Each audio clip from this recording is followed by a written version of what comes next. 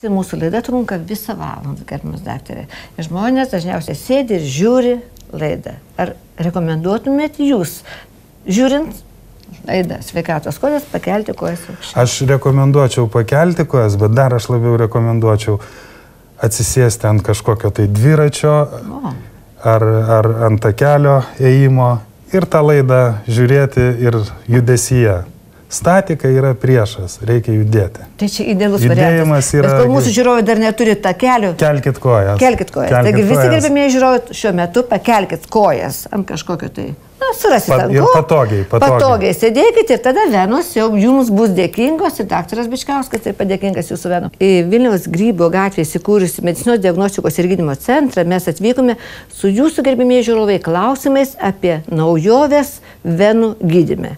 Ir netgi tokiu paprastu klausimu, ar dabar šaltuoju metų laiku šitas gydymas yra rekomenduojamas specialistų. Ir su jūsais visais klausimais mes, kaip jau minėjau, atvykome pas daktarą Nerijų Bičkauską, kuris turi ypatingai didelę patirtį gydydamas naujojais metodais venų ligas.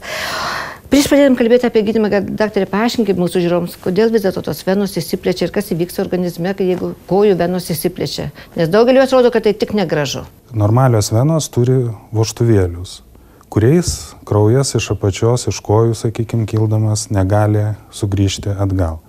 Kuomet išsivysto venų varikozė, jos išsiplečia ir venų vožtuvėliai neatlieka savo funkcijos. Ir kraujas vietoj to, kad tekėtų į viršų, kuomet esame mes vertikalioje padėtyje, jisai grįžta atgal, dėl ko kojos tampa sunkios, atsiranda mėšlungio jausmas pradinėse stadijose, atsiranda, sakykime, ir estetiniai pokyčiai, venų varikozė, po to odos spalviniai pasikeitimai, kas vėlgi toliau veda iki odos pokyčių, kad vystosi trofinės opos, kurios gydomos labai sudėtingai ir sunkiai ir ilgai. Ir dar kaip viena iš blogybių yra, tai kad galimybė trombui iš šitų venų patekti ir į plaučius, kuris gali būti ir mirties priežastimi. Aš manau, kad mūsų žiūrovas sukluso ir tikrai labai norėtų išsivaduoti iš to negalavimo, kuris yra tikrai labai dažnas.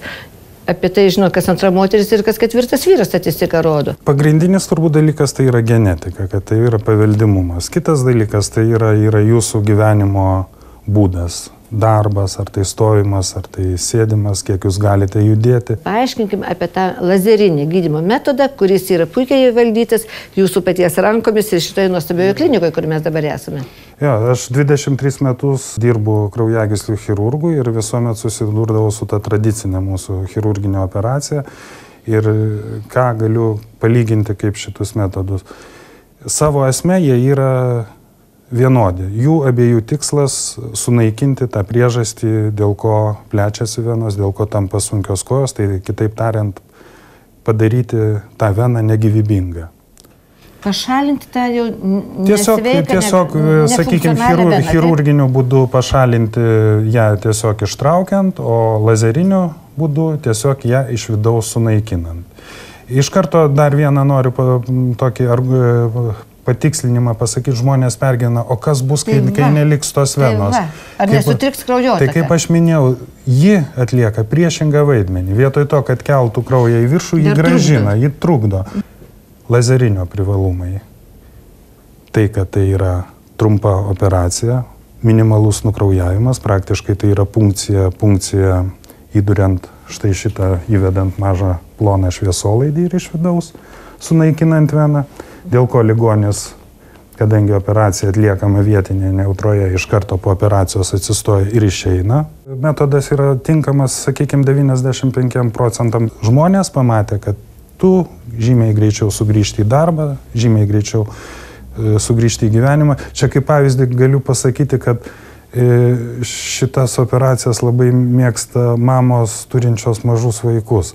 Kadangi po jos nereikia gulėti, o tu turi judėti, tai yra išsioperavai ir jau tą pačią dieną gali su kūdikiu būti ant rankų ir vaikščioti. Va čia šitas man kažkaip tai iš praktikos toks dar vienas. Dar vienas labai žaismingas jūsų terminas yra, kad pietų pertraukos operacija. Iš tikrųjų klinikoje tai pacientas užtrunka kažkur tai apie 2 valandas. Pati operacija trunka labai įvairiai. Ji gali trukti ir 15 minučių, gali trukti ir 1,5 valandos, bet taip imkime vidutiniškai, tai maždaug apie 45 minutės. Apie 45 minutės. Estetiniai dalykai. Tai be abejo, kur yra punkcija, kur yra pjūvis.